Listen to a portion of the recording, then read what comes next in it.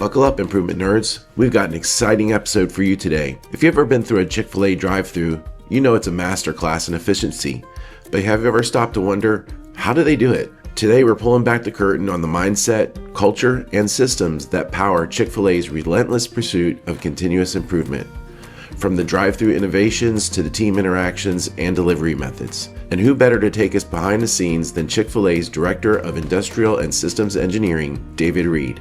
So let's dive in, wage war on bad processes, and do it with the speed and precision of a Chick-fil-A drive-thru. Well, welcome, improvement nerds. I am thrilled to bring you this episode, which combines two of my favorite topics, process improvement and Chick-fil-A. If you know me, I'm always talking about one or both of these topics. I am just fascinated by continuous improvement efforts I see at my local Chick-fil-A on Southport Road in Indianapolis. So shout out to them. So whether it's tweaks to the drive-thru, team interactions, delivery methods, there's always something new going on at Chick-fil-A. That's why I'm so excited about today's guest, David Reid, Chick-fil-A's Director of Industrial and System Engineering and a self-proclaimed chickeneer. I heard him speak at a conference last year and was amazed by his ability to connect process improvement with the emotional experience of enjoying a chicken sandwich. So welcome to the podcast, David. Thank you very much, Mark. I am glad to be here. I'm glad that you're here. I mean, I can talk about Chick-fil-A probably for 7 hours, but we're going to try to keep this limited for our podcast. I was thinking about some of the questions to ask you while I have you here, and just thinking through Chick-fil-A and their processes and their outcomes that they yield. I was thinking you can't really just even take the cool processes that we see at Chick-fil-A and maybe just plop that down onto another quick service or a competitor. Because in my mind, good process improvement outcomes are undergirded by two other things. And that is foundationally, you have to have the right people. And on top of that, you have to have the right philosophy or culture. So that's what really is the key, in my mind, to success in having great processes executed all the time. So I want to start the questioning maybe with that foundational piece of people, if you don't mind. And let's talk about them. So your workforce is, I think I heard you to say 150,000 16-year-olds. So as a persona, let's say, and they go through an extensive training. Can you talk to us a little bit about that training? Yeah, thanks for asking, Mark. And I will say we have a little over 3,000 restaurants, and one of our unique things is typically an operator is what we call our franchisees. They have one, maybe two, very, very few exceptional ones have three restaurants. And so one of Truett Cathy's beliefs, who started Chick-fil-A, was that one operator can care for one set of customers. And so he wanted operators in the restaurants focusing on customers. And so that's a piece of it. And then I would say, I think we have about 200,000 team members, and they do run the gamut of ages, but typical frontline team member may be a high school student. And so we do have lots of entry-level team members who are taking care of customers. And really from Truett Cathy's mindset to take care of the customer well, and then the customer will take care of you. We've built our culture around that, and we do teach even team members how to be emotionally intelligent with customers. And so we talk about using elevated language and saying my pleasure instead of just you're welcome, and meeting people where they are emotionally. If they've had a tough day and you can kind of see it on their face, you kind of need to match their mood, looking them in the eye, being attentive to the customer. Those are all things that we teach right to the entry-level person and instill in them a focus on taking care of their customer. That's amazing. And I just think of a young adult just starting out, maybe as a first rung job in their career ladder. Getting this type of training is amazing. And I mentioned the Southport Road location. We have a hospital not too far away from that location. And sometimes people are in the hospital and they're not eating for a long time because there's a loved one that is sick or just in a bad situation. And they need to run out and get something to eat. And they go to Chick-fil-A. And for a youngster to be able to match the energy of whoever is in the car and be able to be empathetic is quite a skill to learn at such a young age. And I've been on the receiving end of them being caring, and that is amazing. So about how long is the training for someone if they just come into the store? Yeah, that's a great question. So both of my children did their time as team members. So I kind of use them as research to give me feedback on things we need to be changing in the restaurant. But I'll give you a quick story about my daughter. First of all, like a lot of it is on the job training. So I think they have food safety things they learn right away. They have customer service things they learn right away. But then a lot of it is standing next to a more senior person and getting feedback on how they did. And so I always think about my daughter when she was 16 and she worked at Chick-fil-A, first job.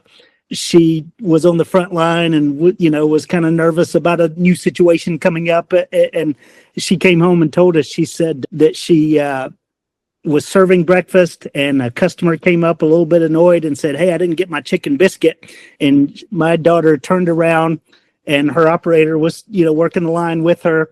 And she kind of looked flustered and looked at him and said, "Hey, this customer says they didn't get a chicken biscuit." And our local operator, David Daniels, said, "Abby, what do you think we should do about that?" And she's like, "Give them a chicken biscuit." And he's like, "Absolutely." And he handed one to her. And so it's a lot of in the moment trainings, giving feedback of, "Hey, that was the right way to treat a customer. And hey, here's a better way you could treat a customer if they missed the ball." That's awesome. So leading by example and also coaching them through what to do in those situations. Yes. Yeah. I that's that type of training is so invaluable. And you have just such a high growth rate. Is there any risk to growing so fast or adding so many people and being able to maintain that level of being able to train folks and deliver that hospitality and care to the customer? Yeah. I believe the longer you're at Chick-fil-A, the more of the culture you observe, the more you demonstrate it, the stronger our culture gets.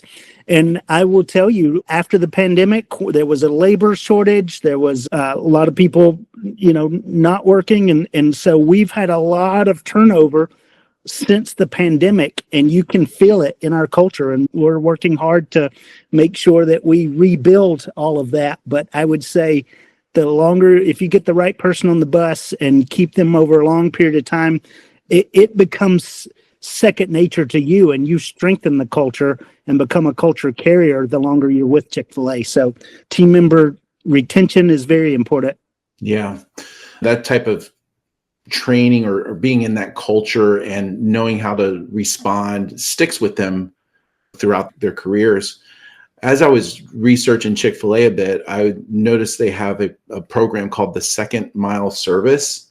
Do you know what that is, or can you explain that a little bit more? Absolutely. It comes from a verse in Matthew, and I want to say it's Matthew 7:14. I will check right after our call and make sure whether I said that right or not, but it comes from Jesus' Sermon on the Mount, and he said, if anyone asks you to go with them 1 mile, go with them 2. And the idea behind it is, don't just serve the minimum amount. Don't just do what's expected of you, but can you go the second mile in service? And that was true at Kathy's philosophy. And we have instilled that a second mile service is one of our principles. And we actually talk about that as being something that's personal, something that's proactive, and something that's generous. And it might look different in different ways. We don't require this, but we're asked team members to look for ways I say we won't require this one specific thing I'm about to tell you, but we ask our team members to take note of how can they do second mile service for our customers. And so it's not unusual for, if it's raining outside and, somebody's got several bags to take out, that a team member will grab an umbrella and walk them to the car. And that's certainly second mile service, for a restaurant to actually walk you to your car in the rain. And we've got amazing examples of people who've had a flat tire and turn into Chick-fil-A because they don't know how to have a flat tire, but they're pretty sure somebody at Chick-fil-A will help them figure out the problem. And we've got lots of stories of team members who've changed a flat tire for somebody who needed it, or just went above and beyond in lots of different ways. Yeah, that's just mind blowing. As I was researching it, and I think I heard the story of the tire changing. Someone, it was maybe a 96-year-old veteran who had his tire was blown out. He just went to his local Chick-fil-A and they helped him change out the tire. But as I was researching that and trying to Google tire change Chick-fil-A, I ran into like 3 stories of tire changings and the umbrella. And then, someone jumping out of the drive-thru window to help a choking child, and then people rescuing others from floods in New Orleans. Just pretty amazing, that second mile, and how that's instilled and how that comes through, and how people are passionate at their job at Chick-fil-A. And it's more than just selling the chicken sandwich, but it is really that culture and ethics that are being installed into the employees there. Yeah, I tell you, our employees are our secret sauce. And certainly there's a training aspect to it. I think there's also a selection aspect to it. A lot of people ask me, how do you guys have such amazing team members? And I think a lot of credit is due to the team members that we hire. We're very selective of if somebody going to be servant minded. And, I think a lot of that comes, by the time you're 5 years old. And so part of our job is just to recognize people that are going to want to be part of that kind of culture. But our team members are amazing. I'm amazed by the stories that I read sometimes as well. I am too. It jazzes me up. So moving from the people and the operators to more process improvement, do you have any kind of structured, like Lean Six Sigma? Do you guys call it Lean Six Sigma? Do you have that? Does it extend all the way down to the frontline operators? What does that look like within Chick-fil-A? Yeah, great question, Mark. So let me give you a little bit of history on me. I'm a Michelin tire industrial engineer by training. My degree was in mechanical engineering, and I fell in love with industrial engineering and process improvement at Michelin Tire when they trained me as an industrial engineer. And honestly, the way I learned industrial engineering was that you have a, engineer who goes out and studies the process. And yes, he gets the team members, take on it, and he, figures out, but that it really is the engineer who is the author of process improvement. And my job was to figure out the one best way and systematize that so that everybody made tires that way.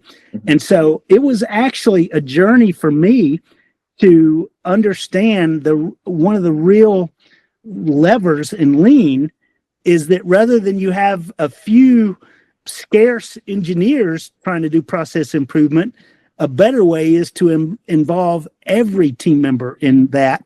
And we actually have a great guy on staff at Chick-fil-A who brought that mentality of, hey, we got 200,000 strong army. We will never do the amount of improvement that needs to be done if we're just counting on, 100 staff to go out and figure out the best thing. We need to mobilize this whole 200,000 member army to make improvements.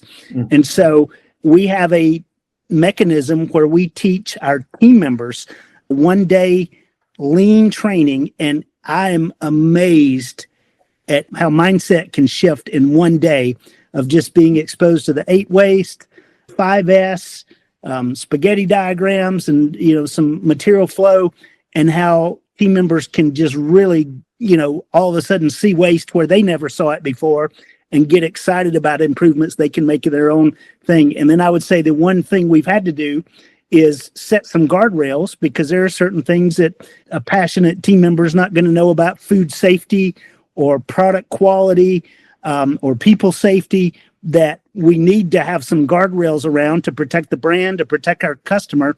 And so we have very clear guidelines of things you can innovate on by yourself or with a small team in the restaurant, and things that you really need to get, some subject matter experts to weigh in on. And to me, I think that's the best of both worlds. What truly can only be done by a subject matter expert, we still reserve the right to say, hey, don't do that. But we also unleash everybody to do lots of efficiency improvements and things that they can do on their own that are in service of the customer. Yeah, that's great. And a really great point too. I think there are some organizations, maybe a lot of organizations out there that might have a small group of engineers or a small group of process improvement folks who do that type of work. And what you're really, to your point, creating is a constraint within the business, because you have to wait for that group to come to your business unit, your area. And depending on the size of the company, that could be years. So really leveraging everybody to get involved with improvement is a force multiplier. So I love that you have done that, and that you're letting those closest to the work make suggestions and providing them some guardrails to make Chick-fil-A even better. Is there a system or structure that supports, maybe, if I'm a associate on the front lines, bringing up a great idea? Yeah, so we're actually investigating a more formal tool right now, but what's been very scrappy is there is a lean Facebook page that team members can get on and put ideas. And it's very interesting. If it's a great idea, it gets a lot of likes, and that kind of lets you know that, hey, that's the hot idea that came in this month, and lots of people are duplicating it. And then if it's a bad idea, the whole group kind of polices itself and says, hey, don't do that. That's not electrically safe, or that's not per procedure, and things like that. And then I actually have an engineer assigned to just every 30 days go through everything that's been submitted over the last 30 days. And one, he's looking for ideas to systematize for the whole chain. Is there something we could roll out so that everybody can benefit from it? Or are there things that we need to ask somebody to stand down? And so sometimes we send an email and say, hey, thanks for thinking about this. Here's a reason why we don't want you doing this. And we'll, even post that so everybody knows, hey, this is not the right thing to do. And I would say the other thing we do is we really celebrate when a team member has a great idea from the stage. We have a all hands meeting where the entire company comes together in February, and sometimes we will celebrate a team member who had a great idea that we commercialized for the whole chain, and give credit to that team member for having the idea, and send them a Amazon gift card and things like that to appreciate their thinking on behalf of the company. Yeah, they must really appreciate, one, the gift card, and two, just knowing that their suggestion or idea has been implemented and it's helped to serve such a great company and leave somewhat of a fingerprint of improvement with Chick-fil-A. Are there any ideas that you can share with us that have been elevated from the frontline staff that made some really great impacts to the organization? Yeah, I'll tell you two that come quickly to mind. One, a team member had the idea. We hand make our biscuits every morning, and we had one biscuit cutter that stamped out one single biscuit. And several years ago, a team member thought of the idea of welding several different biscuit cutters together so that you could stamp like 6 biscuits at a time. And there's some obvious food safety implications to that. You don't want something that, may not have strong welding on it, and a little piece of metal fall off into the food and those kind of things. So that was one we said, hey, that's a really great idea. We do not want you modifying equipment or a smallware, but we think that's such a great idea. Let us see what we could do with that. And we actually ended up developing a continuous roller that cuts biscuits out, and you just roll across a whole sheet of dough and cut 30 biscuits at one time. And we brought a team member up and thanked him for that idea, reminded everybody of all of our food safety rules against food contamination, but said, hey, we're rolling this out to the whole chain. So that's one of my favorites. And then another one, when we rolled out our app and our reward program where you get points for buying at Chick-fil-A, right after it rolled out, a lot of people would buy their meal, and then at the end, after the transaction, realize, oh, I should have scanned my app and gotten points for this. And so they would ask in the moment, hey, is there a way for me to get my points? I just paid for this and forgot to do it. Can I do this? And of course, our team members are trained to serve the customer in front of them. And so they would go through a 30-second explanation of, yeah, there's a website you can go to. Let me look it up for you and tell you the website. And you can go online and, upload this and that kind of thing. Well, that's great for that person who wanted to know it, but the three people behind them are now taking a longer time in line. And so the company was really trying to figure out how to solve this problem quickly and thinking about, what do we need to do to modify the app? And a team member actually came up with the idea and said, hey, our receipts at the bottom, you can make it say, have a nice day, or thank you for coming to Chick-fil-A. Why don't we put in there, forgot to scan your app, visit chickfil-a.com/forgot to scan, whatever the website was. And that immediately solved the problem. Now a team member in, 2 seconds, when somebody asked them that question, they could say, hey, it's right here on the bottom of your receipt. Go follow those instructions and keep the line moving much faster. And, that was deployable within an individual store as fast as we could send out an email and tell everybody that this was a good solution to it. So that came from team members who were trying to balance the need of the customer right in front of them with the customer 2 people behind them. Wow, that's amazing. I mean, as I go, like I said, through my local Chick-fil-A, I remember, just kind of going through on Fridays in a single lane up to a payment window and getting my Chick-fil-A sandwich, taking my order, through a box. Probably not many cars in line. And this was probably pre-COVID, but since then till now, the store is radically changed. There's 2 lanes going through it. There's folks with iPads working upstream, collecting the order. I imagine there's capacity in the kitchen. And my wife and I, every time we go through, we just talk about what different changes there now. And it's really cool to see them go through what I think is PDCAs, just trialing stuff and seeing if it works. If it works, great. If it doesn't work, they're not afraid to jettison it, get rid of it. But going through all these iterations and seeing how the store has evolved, and now it's just so much business coming through there. It's amazing to see how Chick-fil-A was able to accommodate the demand that's coming through there. And I assume some of that's coming from the operator, some of it's coming from the frontline staff and making these improvements. But it's just really neat as a customer to see all the improvements take place and have confidence that they're concerned about, 1, giving us a good product, and 2, getting us through the line efficiently. So that gives us confidence to go into the line when we see 20 cars there, because we know we won't be in that line for very long. So again, just amazing stuff, something to be really proud of. As I think through the demand, kind of going through the pre-COVID, a few years back, not many cars there, and now tons of cars going through. And you might have a lot of cars at breakfast, a lot of cars at lunchtime. So your demand fluctuates up and down, I noticed. So one of the questions I have in my head is, what do you do during the peak times and in the valleys with that demand? And how do you try to level that out the best? And does that impact the food at all? Do the fries get cold if it's a slow period of time? Can you give us any insight to that? Yeah, great questions all. And I will say the best ideas and all the success that you're talking about being able to serve customers quickly, primarily goes to our operators. They are entrepreneurial minded, can-do minded, servant, customer-focused businessmen who are saying, how can I serve my customers what they want, when they want it? And then our team at Inc., usually the best ideas come from some operator who's figured out a breakthrough, and then we try to systematize it so that everybody can take advantage of it as quickly as possible. So operators are the ones who are the success behind our really fast service.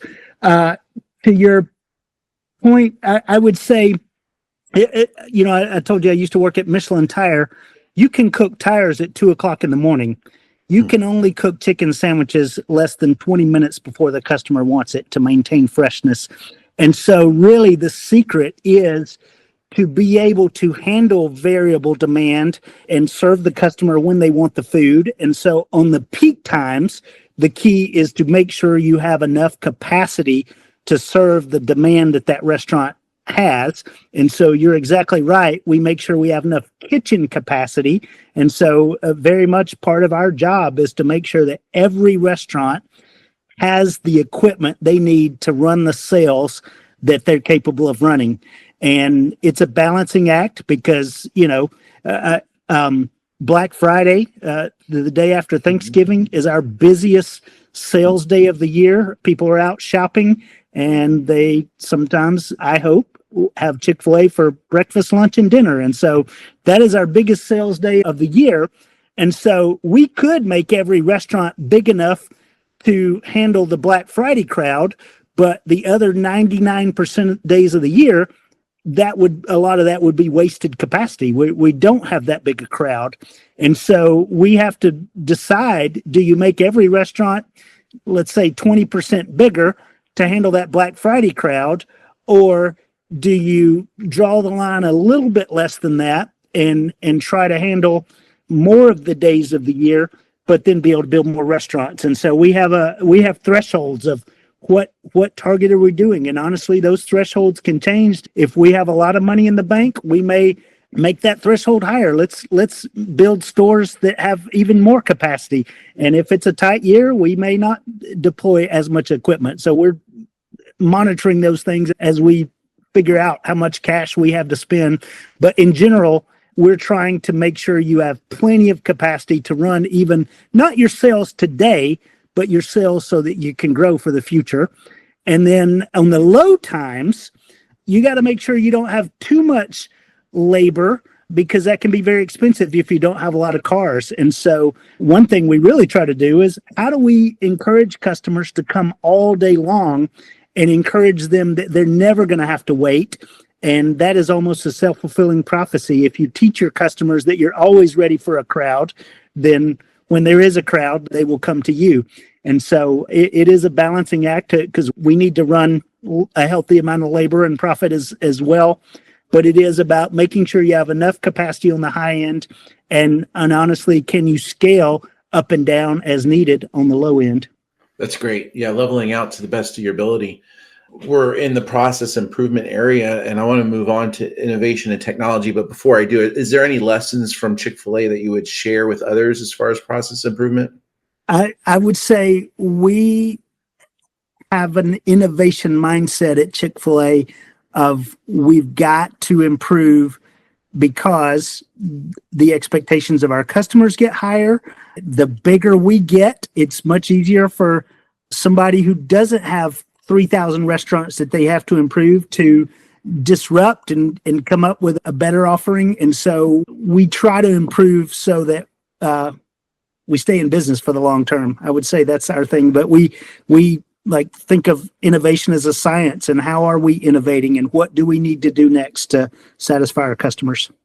Yeah. So you have to be really great at process improvement, which is evident in just the store that I see, and just trying different things and getting better. But also, like you said, innovating. You have to keep innovating. If you don't, that can be a killer for a company. You end up like a Blockbuster Video. So in the realm of innovation, can you talk to us a little bit about Hatch and how that drives improvement? Yes, we have a whole building dedicated to innovation, and we call it Hatch. It's where we hatch new ideas. And I'd say, I think this was 2012, the company was a little concerned of, were we innovating fast enough? Were we coming up with new ideas that were going to keep us moving forward as a business? And so a team went out and studied what were other companies doing to encourage innovation. And one of the ideas they came back with was having a whole building dedicated to the idea of coming up with new ideas, rapidly prototyping, getting feedback, and iterating quickly.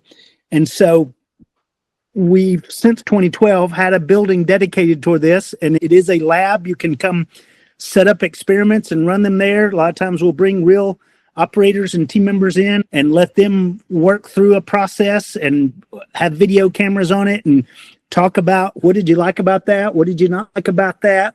And then another aspect of the building is the very architecture of the building itself is designed to teach you the innovation process. And so our first step of innovation is understand what is the problem we're trying to solve. And there's a whole room that has questions on the wall to help you understand the problem and help you make sure that you're solving the right problem. Make sure you're considering your customer as you define what the problem or need or opportunity is that you should go after.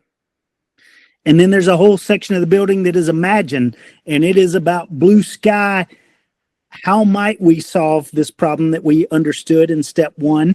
And it's got brainstorming questions, and it's very whimsically decorated to just kind of get you out of the status quo. And you can write on the walls and on the table, and you can bring a facilitator in to kind of help you brainstorm and not shut down ideas too quickly. And then there's a whole prototype part of the building that has foam core and 3D printing and Legos and things like that, so that you could build something quickly and test it. And then there's a whole room about validate and talks about how to test your idea in the real world. And so we actually use that space not only to do innovation, but also to inspire us to innovate more. That is an amazing space. And the fact that the whole space is laid out in a way to help you think through problems just by interacting with the space is pretty amazing. Once you get through the validation piece, how do you decide which technologies like mobile ordering or automation to roll out? Yeah. So all the way through the process, we understand the problem we're trying to solve. We get lots of stakeholder input, especially including operators and team members. If it's a team member facing idea of, have we understood the problem? Is this the right problem to solve? We imagine solutions and figure out what we might do. Then the next step is prototype. And so we actually build something. And in a lot of cases, that's actually contacting a vendor who makes that kind of equipment and contracting with them to make something specifically for Chick-fil-A's use. And then prototype lasts a good while for us. We try to work all the bugs out, and then we validate, which typically for us means we roll it out to like 30 restaurants. And now problems that didn't show up in prototype now show up, when you're trying to scale it. And then also validate is when we say we're selling a new product, a new menu item. We have to sell it in enough stores to see, how does the whole market react to it? Do they like spicy strips? Are they willing to pay their own dollars for it? You might have done an Imagine session and they said, "Oh, I love that," but they didn't put down their own money yet. And so you actually get a real world view of validation when they put down their own money on a new product. And then at the end of validate, we kind of bring all the voices together, the voice of the customer, the voice of the operator, the voice of operations, the voice of the team member, if that's applicable to the specific project. And we bring all those voices together and try to, with all these multiple different lenses, decide if this is the right thing for the business. And typically that means for us, is this something that is good for the customer? And then if it is, then we deploy it out to the whole chain. Did that answer your question? Yes. I think I really want to know, how do I get that banana pudding milkshake installed for good? Oh, great question. We do we do add things to the menu permanently when they're warranted. So I would say if banana pudding milkshakes shot up 100% and stayed that way for 3 months, that might be a really good reason for it to be on the menu permanently. So tell all your friends. But then the second thing is, honestly, we do very much balance the complexity of our menu with the speed of service. And so we have lots of things we would love to serve all the time, but every additional SKU you add is, I'm talking conceptually, but if you add a milkshake, are you adding 10 seconds to the drive-through time? And so we weigh those things, and being fast is also a function of being simpler than we could be. And so oftentimes we will let our things compete against each other. We only have a certain number of salads on the menu, and if one salad spikes up and becomes long-term a better seller than another, it might bump an older salad that used to be the big seller. And so we do that. And then also we do limited time flavors just to gauge, how do people like this? Is it worthy of being on the menu full time? But we've got a pretty solid, great menu that our customers love. So it does take a lot to knock something off of its perch. All right, I'm buying some more banana milkshakes. So some nuggets of wisdom. So thinking about your career, what has been the most rewarding part of your journey with Chick-fil-A? Mark, I love engineering. I have worked for several different companies just over the course of my career. And I would say what is most remarkable about Chick-fil-A to me is that everybody I work with is a superstar. I think we hire selectively. I think the people who come to Chick-fil-A and honestly make it through the gauntlet of getting hired, they're at the top of their game in some way. And typically we are looking for people who strengthen our culture and who resonate with our culture. And so every day I'm surrounded by the smartest people I've ever worked with, and they're the people of the highest character I've ever worked with. And every day you're just challenged to be your best. For me, I don't want to be the weak link that, keeps Chick-fil-A from succeeding, because everybody around me is pulling their weight, doing their part, bringing their A game. And so it just creates this culture of let's all do the best we can. We have a vision to be the world's most caring company. And that kind of resonates with every one of us. And for our engineering team, we want to be world-class engineers so that we can help Chick-fil-A become the world's most caring company. And we want to have equipment that doesn't frustrate operators and team members, so they've got enough emotional margin to pour that into second mile service for the customer. And so I would say the people that I work with inspire me to do the best I can. And then I think we get to work on really cool stuff that is ultimately serving the public. So that's my why for being at Chick-fil-A. And it is very rewarding to work with people, from operators to team members to engineering colleagues to cross-functional partners to our vendors. It is just fun to go to work every day because of the people. That's cool. The people create an environment that's infectious. And I could say, as a customer, you can sense that and pick up on that. And even as a guest to the headquarters, you can feel that. What's next for your team in advancing lean practices at Chick-fil-A? So I think I'm passionate about how do we arm even more team members with lean thinking. For all that I told you before, it's still a relatively small part of the chain that has bought into that. We intentionally designed it to be a pull system. If we push out too much stuff, then it all becomes wallpaper and noise. And so we've everything we've done right now, this is lean. We let operators and team members who are passionate about it pull for it. I would like us to see, just to have instead of 10% of the chain is really passionate about lean. I'd love to see that at the 80% level in the next few years. So that's one thing. And then I think the other thing, maybe this is lean in the standpoint of using data to help us. We are really working on connecting the restaurant and having pieces of equipment that talk up to the cloud and give us status reports of how they're doing, and can we make sure that we're using our fryer capacity in the best way, and that we're changing our oil in the right times and all that, by actually getting data from the machines and giving operators actionable data, on their iPhone. They can pull it up and say, hey, if you'll change this gasket, you'll increase the life of your fryer long term, and things like that. So using data to help run the restaurant better, I think, is the next big thing we're thinking about. Well, that's pretty cool. So it's Internet of Things. Is that collecting from all 3,000 stores to your department to look at?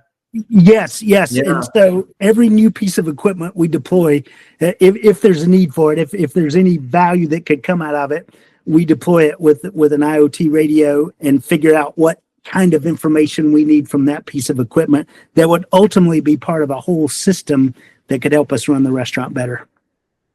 Nice. This next question I have for you, you may or may not be able to answer. If you can't, that's fine.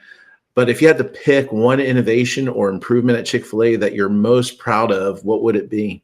So I'm going to answer that question really, really differently. First of all, I can't even fathom all the innovations that have come out of there. I would say the iPad, which I just admire this. I wasn't personally involved in this one, but the iPad that allows you to take the order upstream, I think, is one of the most strategic things we've done. It lets you fire up the kitchen with the customer's exact order way earlier, which lets us mask that time. So that's the big one. Let me tell you another one that's more personally.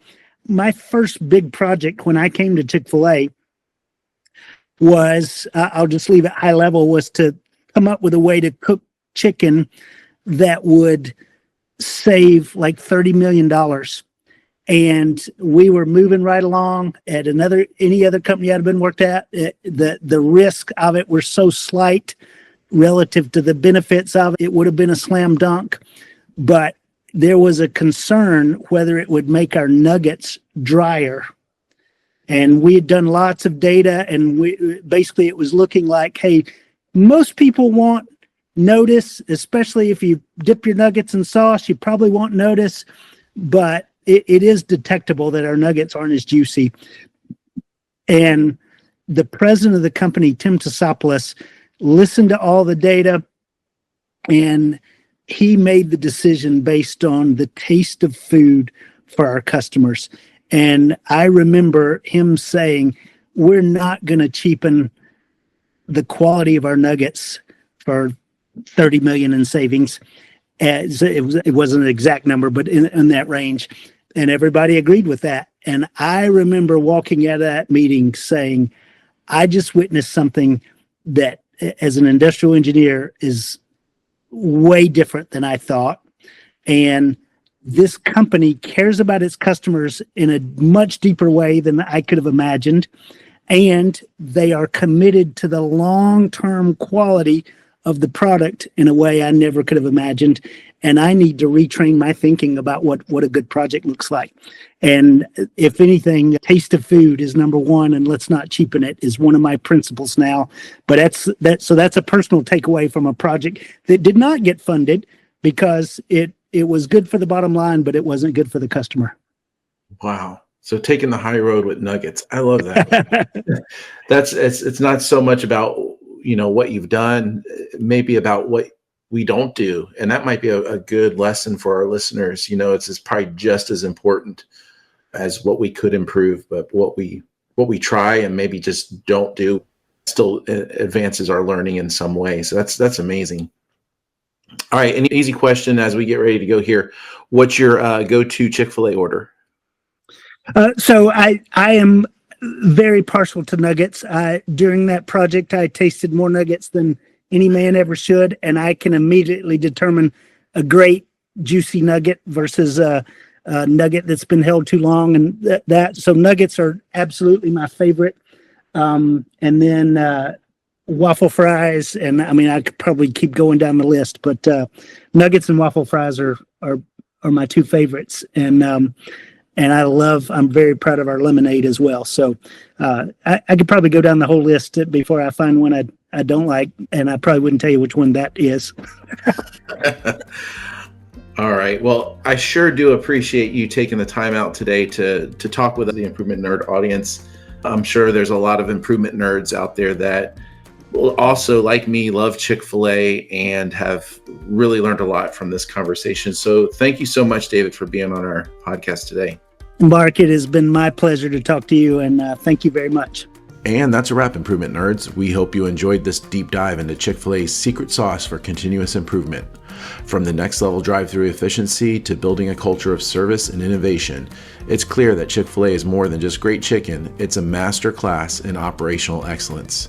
A huge thank you to David Reid for sharing his insights and giving us an inside look at how Chick-fil-A blends process improvement, culture, and the customer experience into something truly remarkable. If this episode got your gears turning, don't keep the knowledge to yourself, share it with a fellow improvement nerd. And if you haven't already, hit that subscribe button so you never miss an episode.